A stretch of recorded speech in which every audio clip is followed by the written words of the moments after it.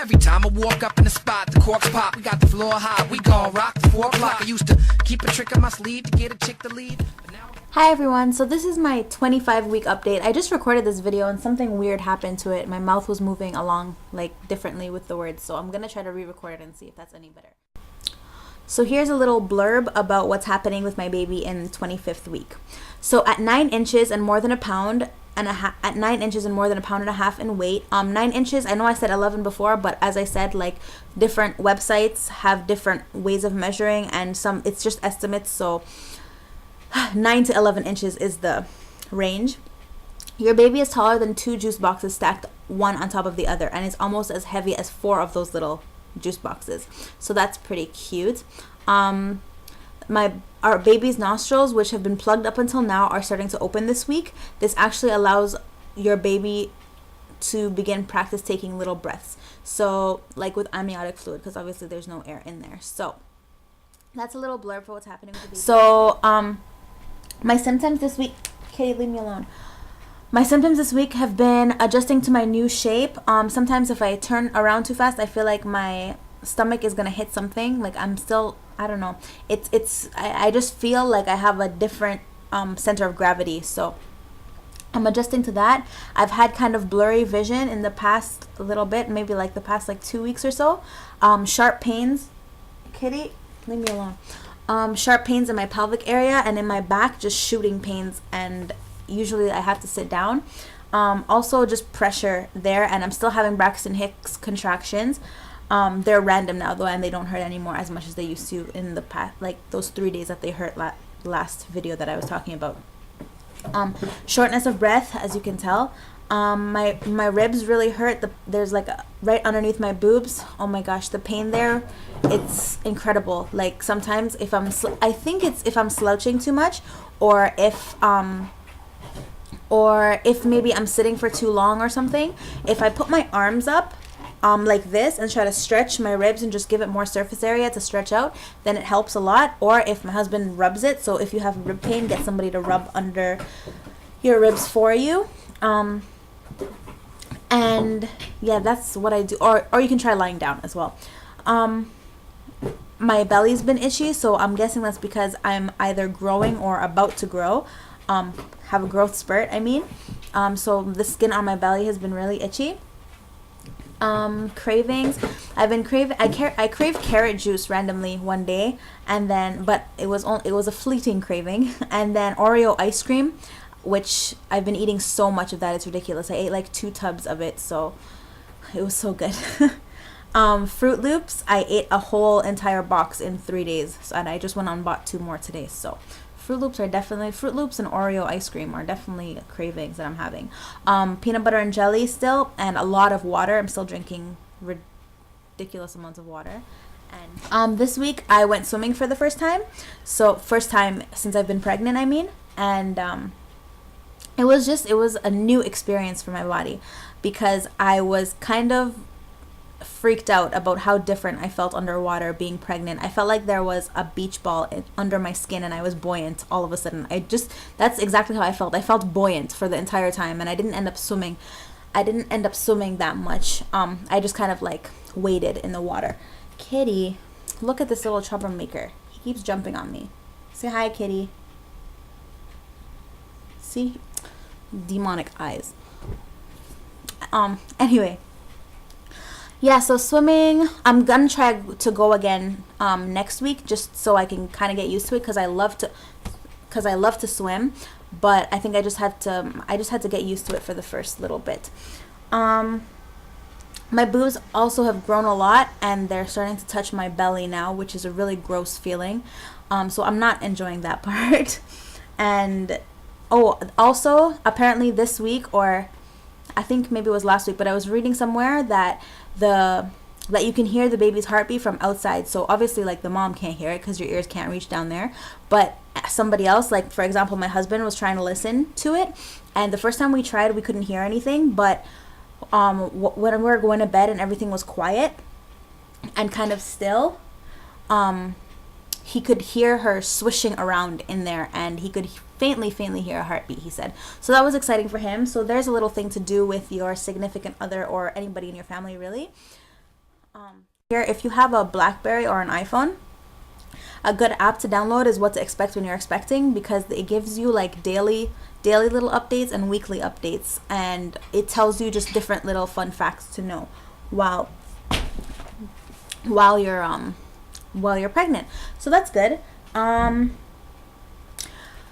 also been thinking about hospital births a lot this past week because as I said before, I hadn't decided whether or not I wanted to do a home birth, and I'm still leaning towards home births more, but I was just also taking into consideration the fact that this society, a lot of the birth culture in the society has to do around hospitals, and maybe I want to experience that, like to be on the same floor with a whole bunch of different laboring moms, just knowing that everybody's kind of going through the same thing that you're going through would help.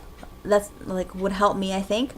Also, sometimes I don't know if they do this in Ottawa, but I've heard that at some hospitals they give you like tiny little things to bring home with the baby, just a little, maybe like 4 or 5 things, but it includes like a t-shirt and a hat, and those things that they give you actually fit the baby so much better than anything you can buy in a store. So I'm gonna check that out, but I'm not sure if they do that in Ottawa. But that was another reason I was also thinking about hospital births.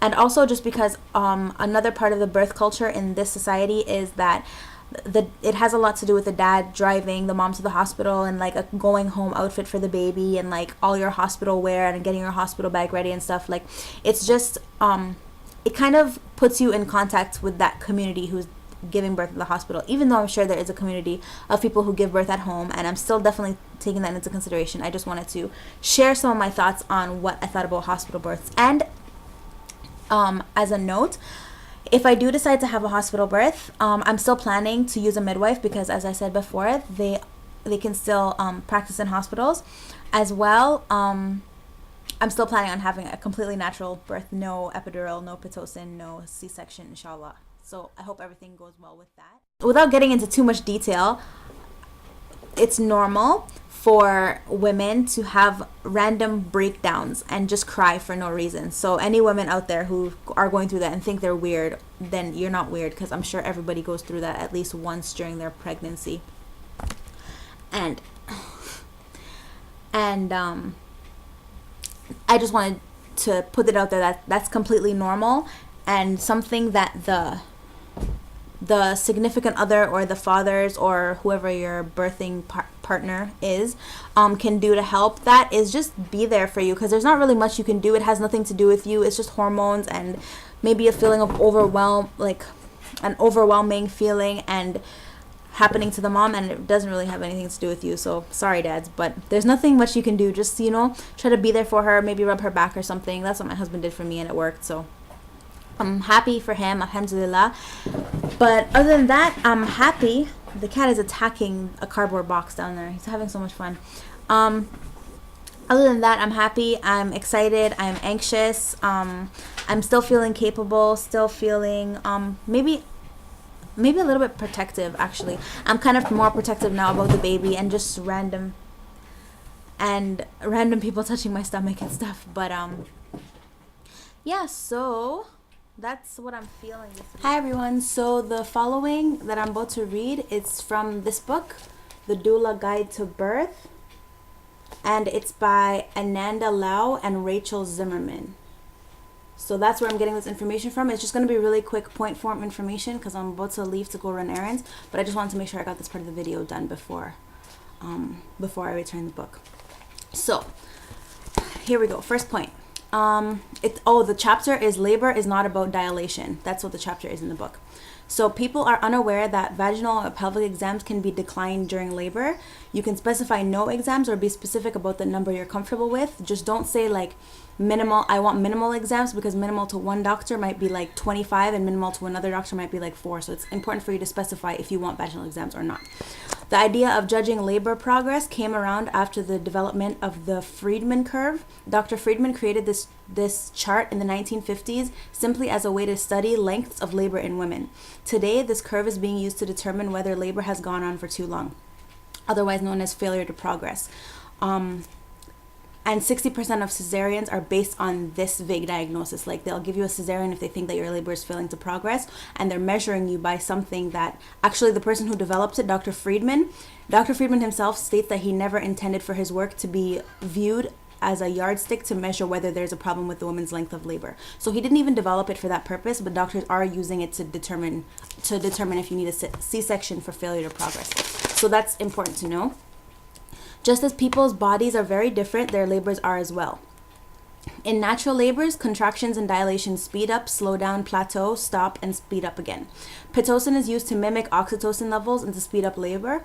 However, natural oxytocin does not enter your body at a steadily rising rate like Pitocin does, because as soon as you put Pitocin, as soon as you're using Pitocin in the hospital or wherever, it's being put into your body at like steadily, whereas natural oxytocin, it doesn't do that.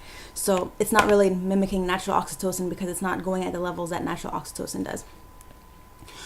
This causes more aggressive contractions. The Pitocin, the fake oxytocin, causes more aggressive contractions that can actually hurt more, leading to an epidural.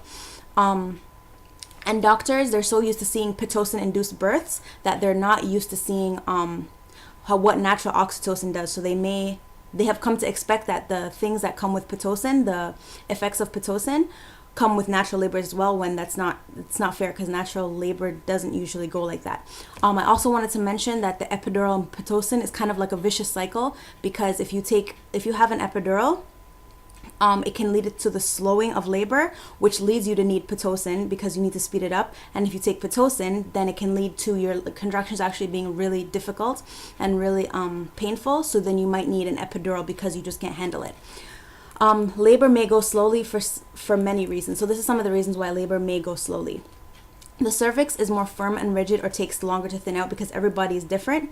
Or the cervix may be longer, therefore it takes longer to dilate. Here, I'm just going to read you some other stuff. In the weeks before birth, some women go through a process of dilating as much as 3 to 5 centimeters without contractions.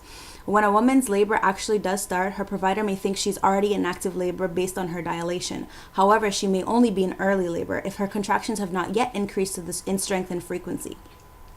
She may not dilate quickly right away, and a doctor may incorrectly diagnose that as active labor stalling, when in reality it's not even begun yet. Sometimes a buildup of lactic acid in the body can happen during birth, like with any athletic event, and this can temporarily slow labor, as well as reported by a study at the University of Liverpool in April 2004. Using Pitocin in these cases may only increase lactic acid. At these times, contractions may decrease simply because the woman's body needs to rest. So even if you use Pitocin, it can lead to a buildup of lactic acid in your body, which is going to slow labor down anyway. So it's just best to do what your body's doing. Just go with what your body's doing, not try to speed up the process. And once lactic acid clears from the system, labor will usually naturally resume. I also want to mention that lying down causes contractions and dilations to slow down. So in the hospital, if they put you on your back and they're telling you that your labor is not progressing, that's because you're lying down and you need to get up and let gravity help you out with that. However, if you have an epidural and you can't walk, this may lead to the use of Pitocin. Like I was saying, it's a vicious circle.